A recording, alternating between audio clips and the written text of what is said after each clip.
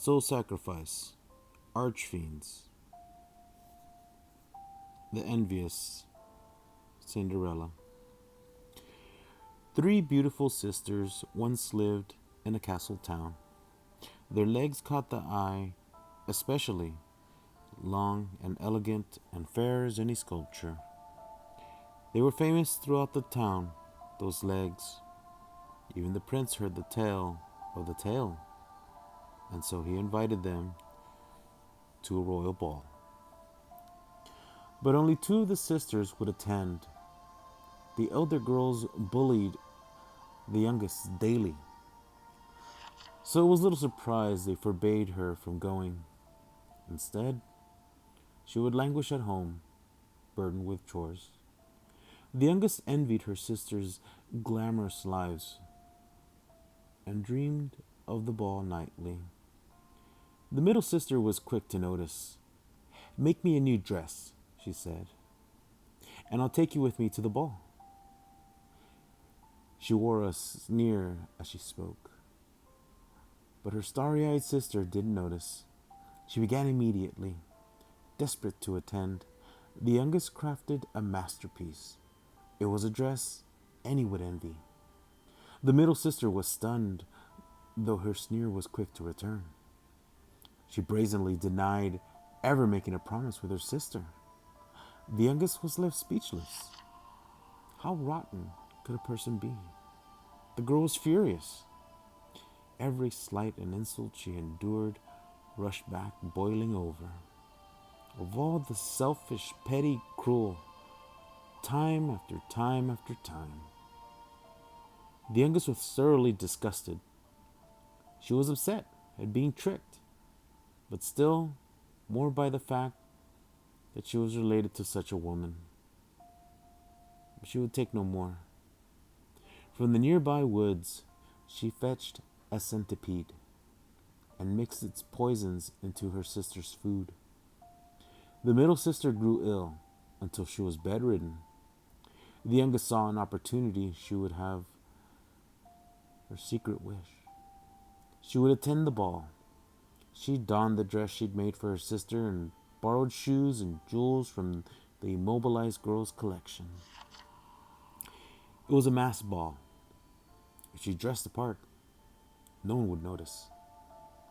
But everyone noticed her that evening. The mask hid her identity, but not the allure she exuded. Her gorgeous legs had every man in attendance slavering. They flocked like ants to a lump of sugar.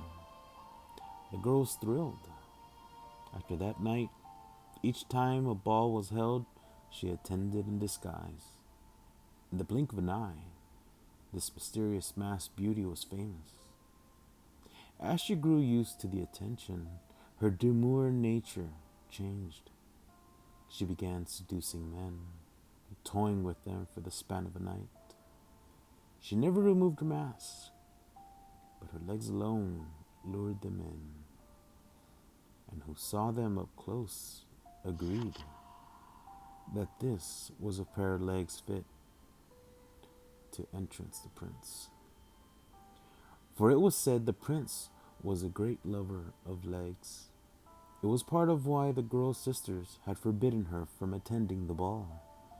They knew that of the three of them, the youngest had the finest legs of all. Even with her face covered, they knew. Show those long, slim legs, and men would be hers. In time, the prince was bound to notice her, and not them. Their envy would allow no other woman that place, not even a sister. For all their differences, the youngest still shared the same jealous blood as her sisters. She envied any woman who drew attention away from her, even a sister.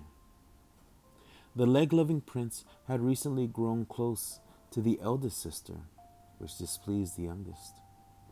For human greed knows no bounds, where simply attending her first ball had been enough for the girl.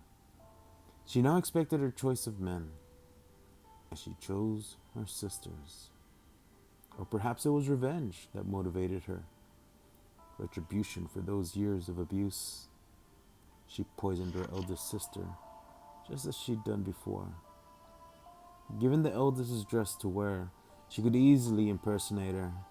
The devious plan was proof she shared their callous blood. She stole the gown and set out for the ball. She was summoned to the prince's room alone. He had no idea this masked beauty was another. The rumors of his fetish rang true. He caressed her legs with his cheeks. He then began to lick her toes. It felt as if slugs roamed her body. His heavy breathing and slurping tongue sounded out in perverted harmony. Yet the performance was cut short before its climax when the prince suddenly stopped. These are not her legs.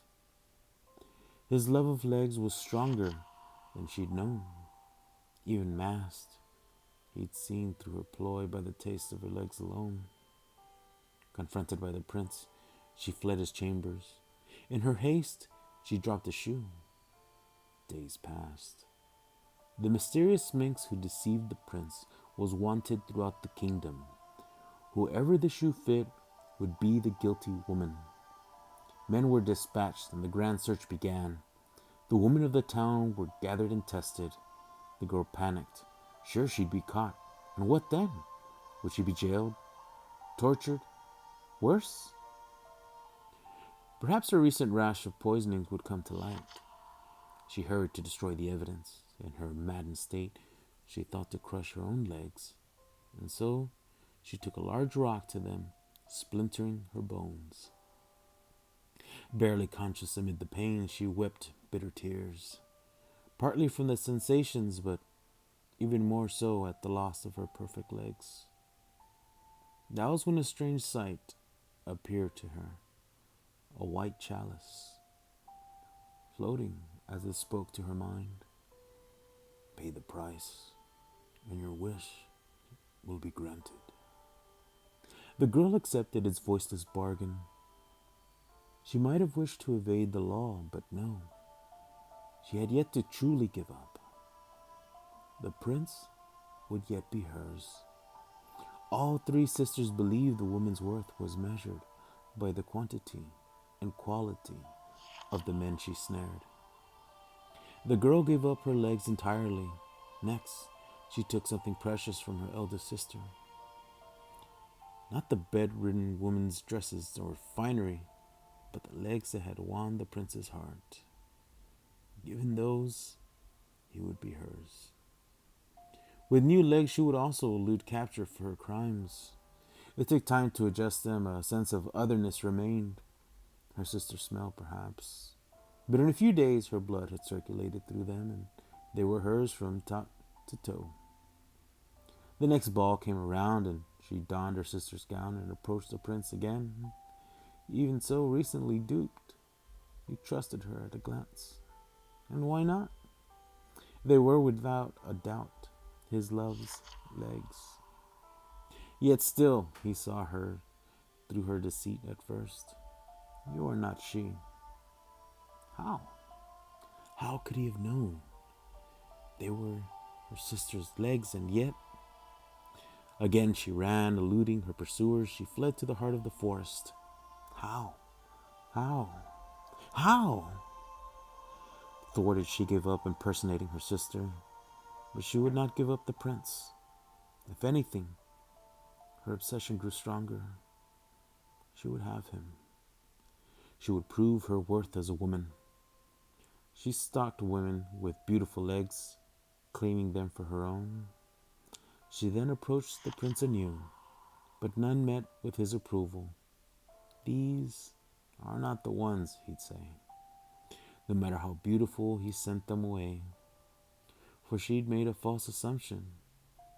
He was an unparalleled lover of legs, yes, but it was not their appearance that excited him. He did not lick them merely in appreciation. Their flavor was a part of his enjoyment. For it was a unique scent they bore that fascinated him. Unaware of this, the girl still sought legs to please the eye. and at any cost. Even the beauty and the rest of her form. She recalled the centipedes in the woods by her home, their countless legs, and so she replaced her lower half with that of a centipede. Surely the prince could find a pair of legs among so many to entice him, to enhance their beauty. She turned them to glass. She was a work of art. She felt his approval was assured. Yet at first sight of her monstrous form, he ran in terror. And so she chases him, even now, her countless legs, never ceasing. Should she catch him, she'll ensure he gets a good, long taste of them, whether he wishes to or not.